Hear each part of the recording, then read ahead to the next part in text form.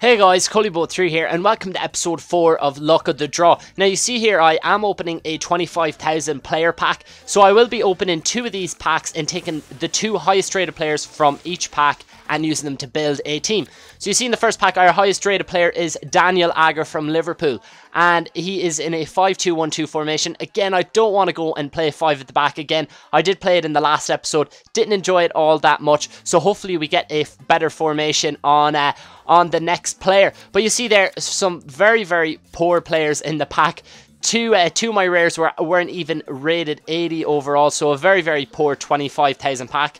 Just shows you that you shouldn't really be spending your coins on them packs, because you do generally get terrible things. And you'll see there, this was during happy hour. This is why these special gold player premium packs are available.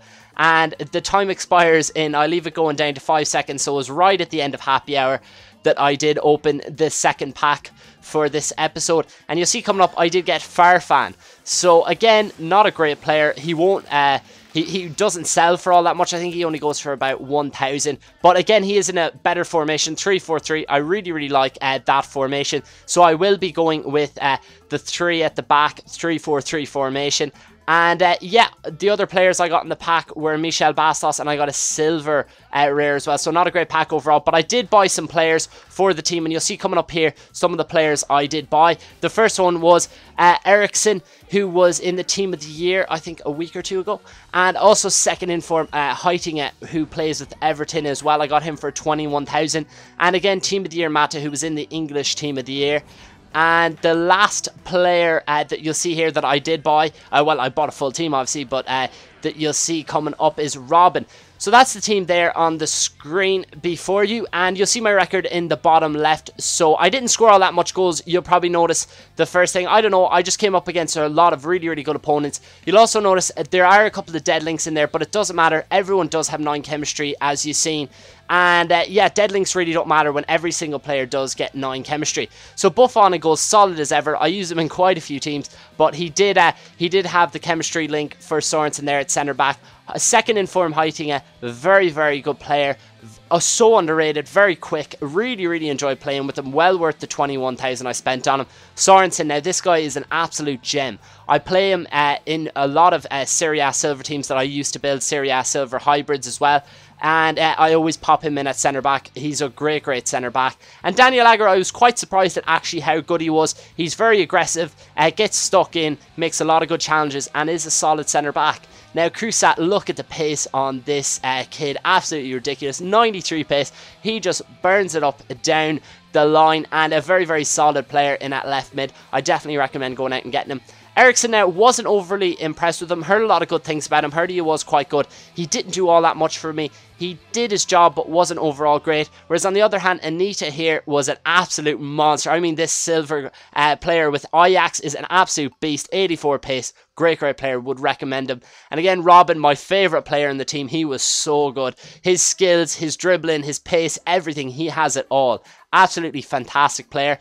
Farfan, he had his moments in the team, but he wasn't overly great, really. Didn't enjoy him all that much. Whereas second in form, Raul was an absolute monster. I mean, this fella was the definition of a goal poacher. Reminded me of Van Nistelrooy in his prime at Man United. The way he was just getting in the box and scoring some nice goal poached goals, I suppose. And Mata again wasn't the best. I didn't find him all that great. Again, his inform when I played with him wasn't the best either, but he is decent. He does have a lot of pace, and I brought this team and I picked one game out of all the games that I did play, and I decided to show it. It was completely at random. I just said eeny meeny miny mo, and I picked game 5, I think it was, out of the 10 games. So this one was bang in the middle of all the games that I did play. I come up against a guy with a fairly budget Bundesliga team.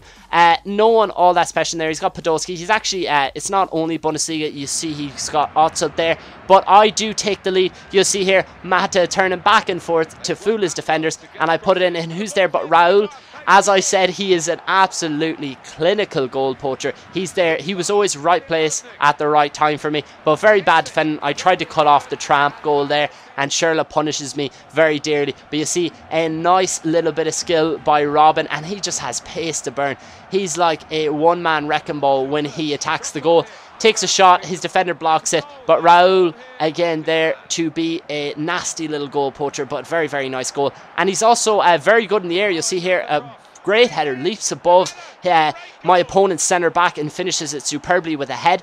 And that's how the game finished, guys, 3-1. But what we'll do is we'll kick in and we'll count down the top 3 players of the team. And in third place is second in form Raul, mainly because he was, as I said, a great goal poacher. Not the best at pace, but he was very solid. He's got great shooting, 87 overall. That's up 11 from his non in form.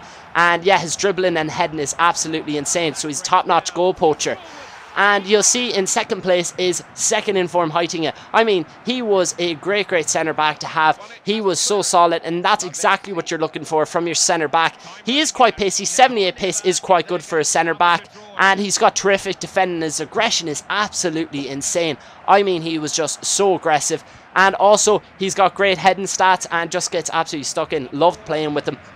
And you'll see coming up here, he wins the ball more times than he lost it for me, really. But in first place, we have Robin. And I mean, I couldn't score a penalty for my life with him. Everyone keeps guessing the right way in which I was putting my penalties. I don't know why. I guess they were just psychic or something, but I keep missing penalties with him. What I did was I came up against this guy. He had the Chelsea kit, the Chelsea badge. He had a lot of Chelsea players checking goals. And I had to put right what Robin done wrong, and that's exactly what he done. He took a penalty here and he scored against Czech. Very good penalty. Yeah, bit of irony in there, I suppose. And you'll see here he gets really angry. He's not a big fan of Robin at all. Takes Robin outside the box, and he will punish you with these free kicks, and that's exactly what he done. He puts 2 by Czech. He couldn't possibly put a 3rd by Czech, could he? But he does. You'll see coming up later, he does put it in. But there is a couple of very sexy goals that I put in. And you'll see Robin finishes off another goal. He was just so clinical. Great pace, great dribbling. Just an absolute monster. And a great finish. His shot was absolutely insane. So yeah, guys, if this video does get let's say 400 likes by tomorrow, I will do another double pack opening Thursday like I did last Thursday. So I'll have one out probably about 3 o'clock and another one at about 6 o'clock. So get liking the video and you'll see 2 pack opening videos out tomorrow. But yeah, until then, I hope you enjoyed this video. Leave a like if you did, and subscribe and comment and do all that, and I'll see you next time.